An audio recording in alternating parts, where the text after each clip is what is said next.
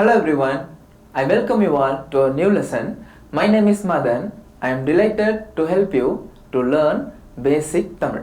Today we are going to learn lesson Kada Kooral, which means storytelling. In this lesson we are going to discuss two new structures. First one is the particle innu. The second one is the past tense marker itchu or itchi, which is used for non-human form. Both itchu and itchi mean the same. So you can use either itchu or itchi. Now I will explain the structures. So please listen carefully. First one is the particle innu. Linguistically, this is called quotative particle. Usually, the particle in may refer to that in English as conjunction. The particle in is used to express a quoted speech or what someone said. This particle is usually added at the end of the quoted sentence followed by the main verb. For example, மீதி கதைய நாங்க நாளைக்கு சொல்லணும். Here, the particle in is added at the end of the above sentence followed by the main verb சொன்னாரு. Therefore, சொல்லணும் plus இன்னு சொல்லணும்னு. மீதி கதைய நாங்க நாளைக்கு சொல்லணும்னு சொன்னாரு. Which means he said that we must tell the rest of the story the next day. Let's look at one more example. ஒரு பாட்டு பாடேன். Similarly, the particle in is added at the end of the above sentence followed by the main verb கேட்டுச்சு. Therefore, பாடே plus in பாடேன்னு. ஒரு பாட்டு பாடேன்னு கேட்டுச்சு. It asked, can you sing a song for me? Second one is the past tense suffix itchu or itchi, which is used for non-human form. In Tamil, the past tense sentence for non-human is formed by verbal participle plus itchu or itchi. For example, nari paarthuchi. Paarthu is the verbal participle of the verb paaru, which means look. The past tense non-human suffix itchu is added with that. Therefore, பார்த்து plus itchu பார்த்துச்சு. நரி பார்த்துச்சு. The fox noticed that. However, there are some exceptional cases. For example, காக்கா பாடுச்சு. In this above sentence, the suffix itchu directly occurs with the verb root பாடு, which means sing. Therefore, பாடு plus itchu பாடுச்சு.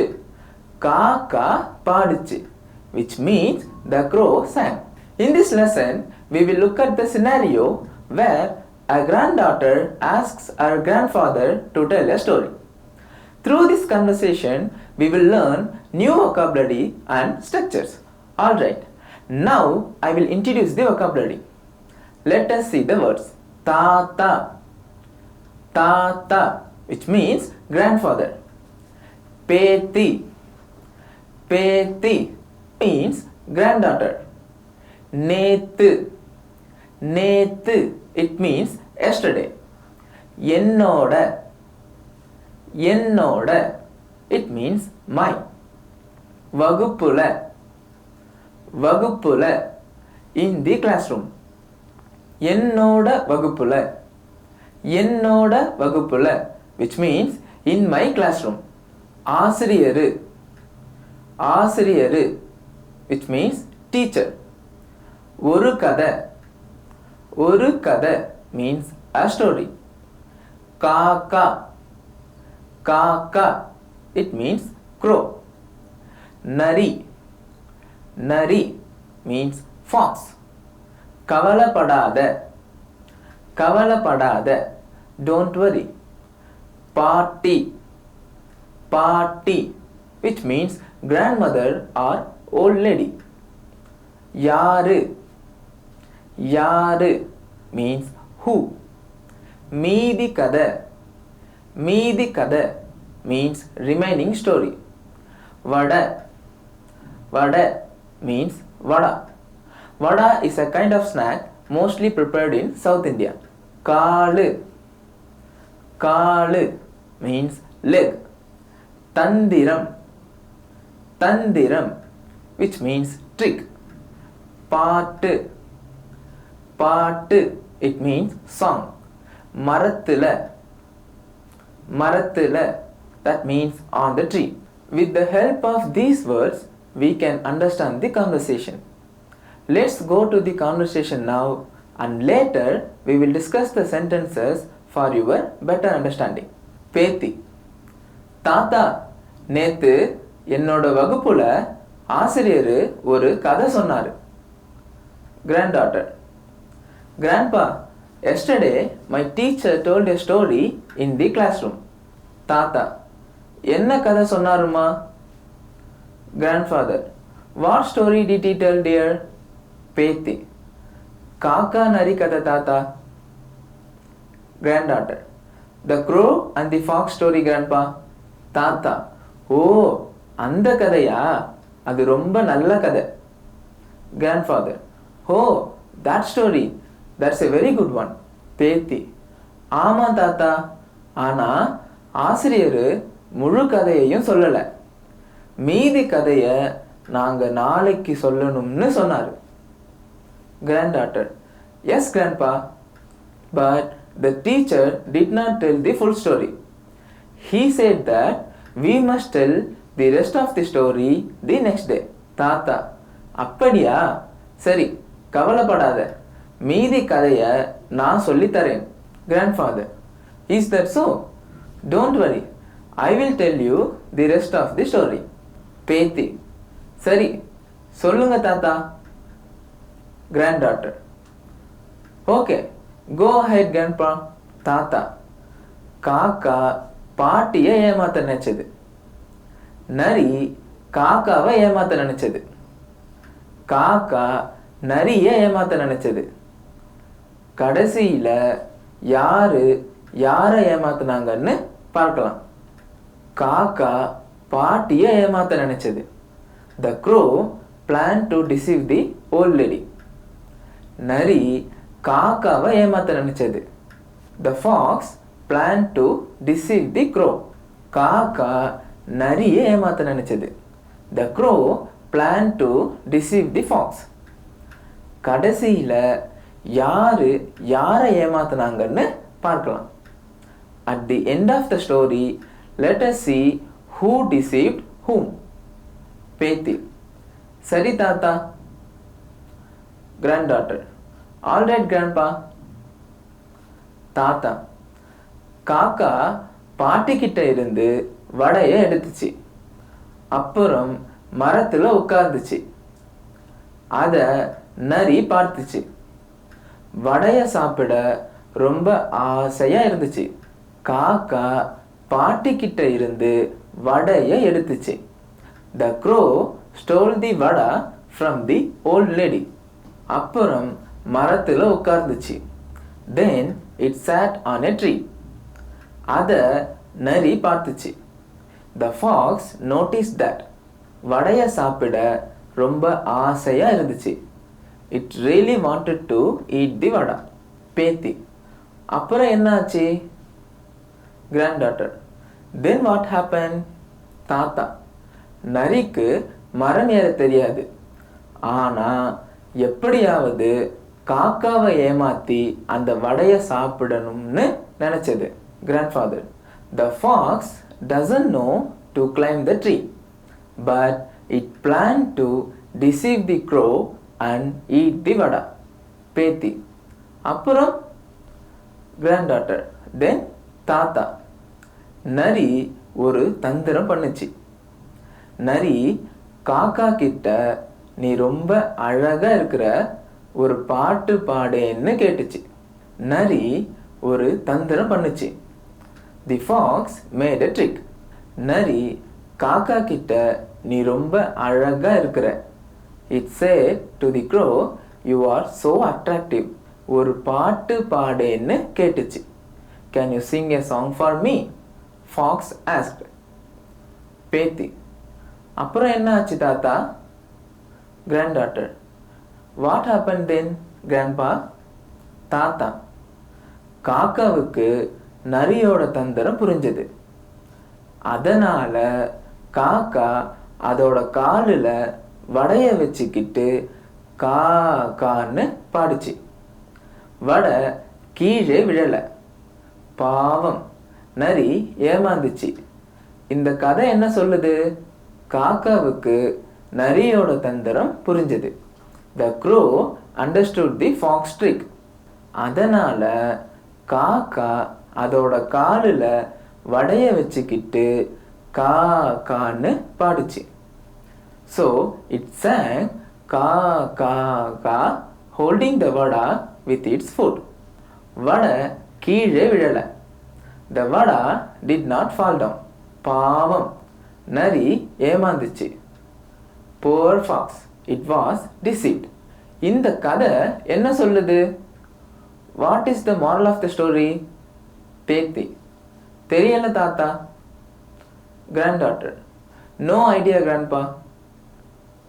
தாத்தா, நாம ஒருத்தரை ஏமாத்த நினைச்சா நம்மளை ஏமாத்த இன்னொருத்தர் இருப்பார்.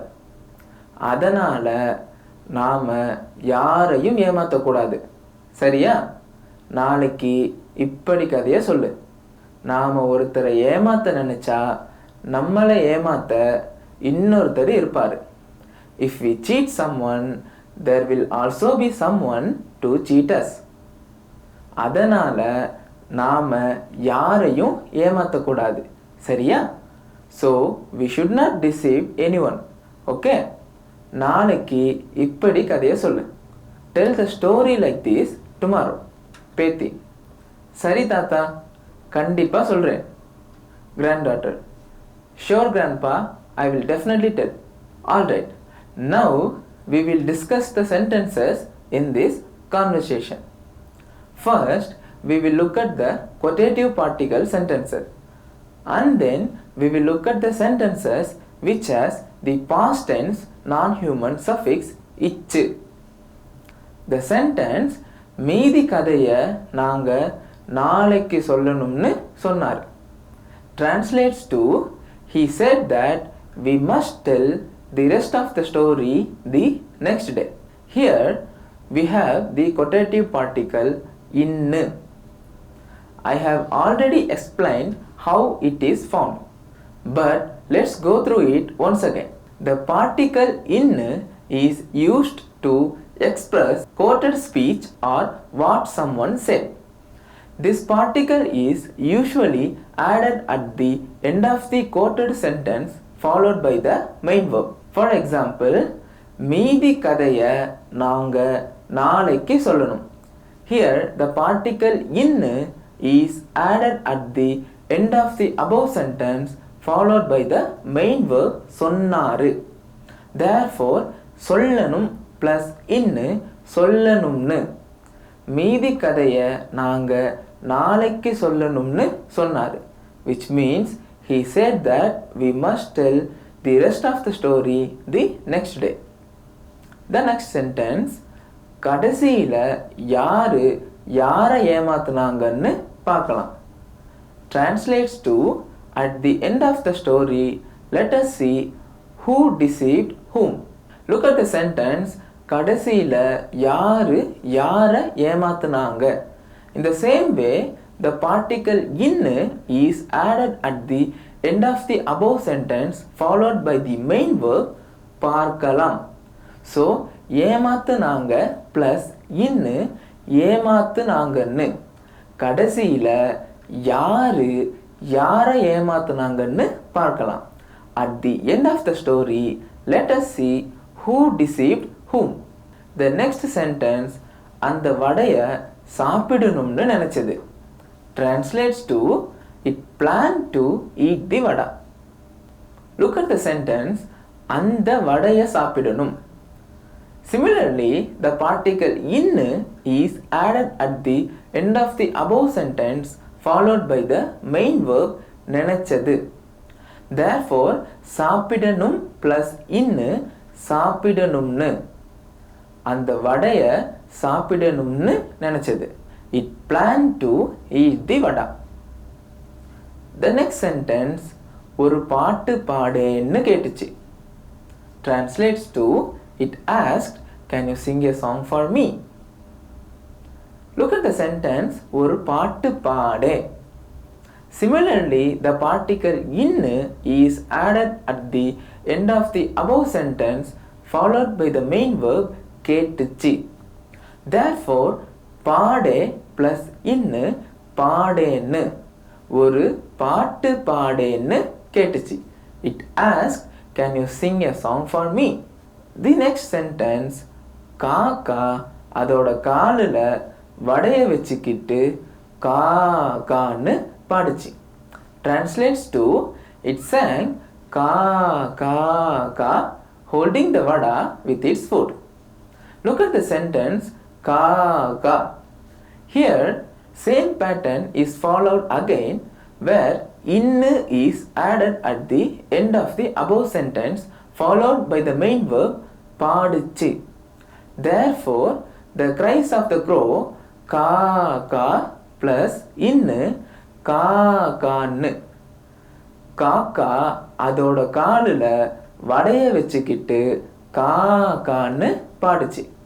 It sang கா கா கா holding the vada with its foot.